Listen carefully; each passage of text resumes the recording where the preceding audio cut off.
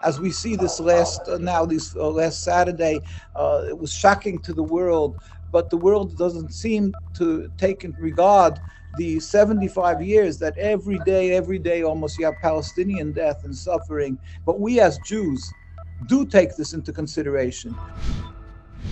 It's not how I personally look at this.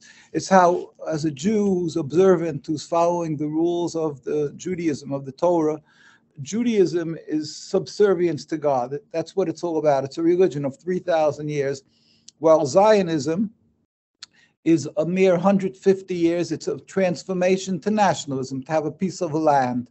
It's a political movement. It's a materialistic movement.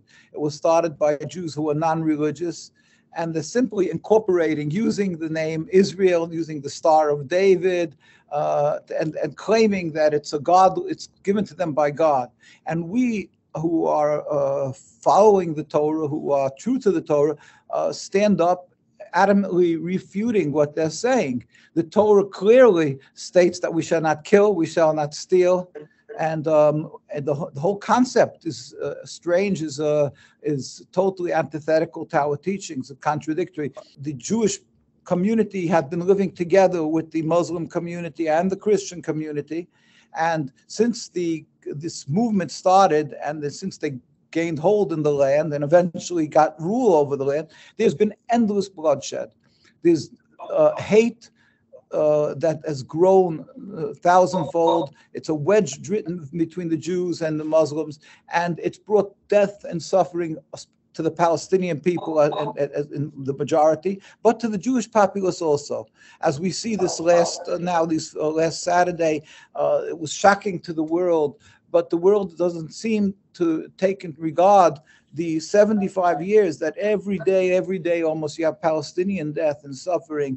But we as Jews do take this into consideration. We say this is clearly a rebellion against God, and it hurts us more than usual because it's being done in our name. And the rabbis you are seeing, the power bases that you are seeing in the settlements that is fringe to the Jewish communities, those are the ones who bought into this tale that it's God's wish. But the central part of Judaism, the very religious, in whatever country, maybe in Argentina, the very religious says, no, we're dead set against this. We cry with the Palestinians. And therefore, what's happening today in Gaza, that they're bombing them relentlessly, and they're pointing and they're accusing them of being animals. It's even hard to repeat, and whatever they say of them, of being terrorists, it's all to cover their totally illegitimate occupation. And to that, I'll bring a simple proof. We lived together,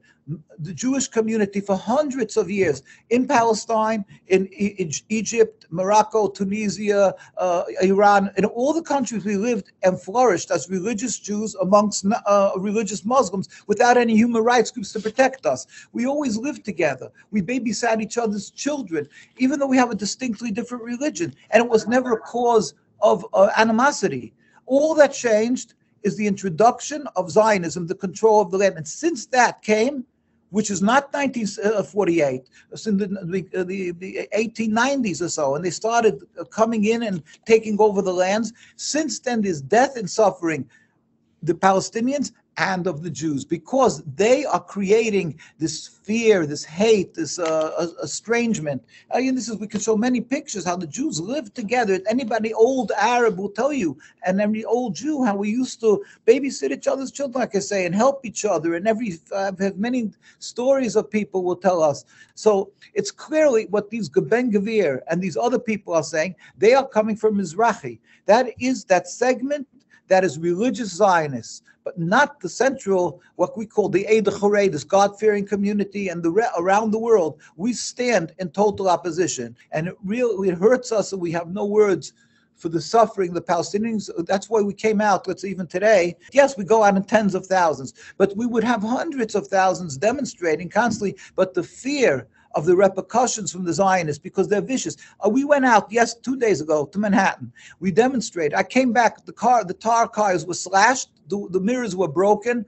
This is nothing to what they threat. They have death threats, and in Jerusalem and Al Quds and in the other parts of occupied Palestine, they people get killed and arrested and so forth. So there's a reason why there's less of a voice that you will hear, even though our communities are full in opposition to Zionism.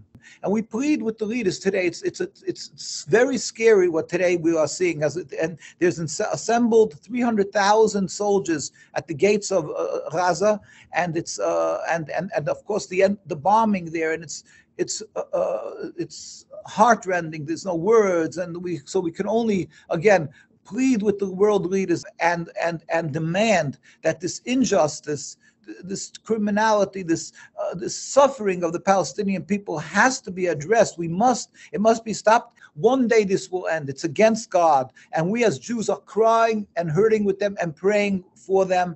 And we go out tirelessly.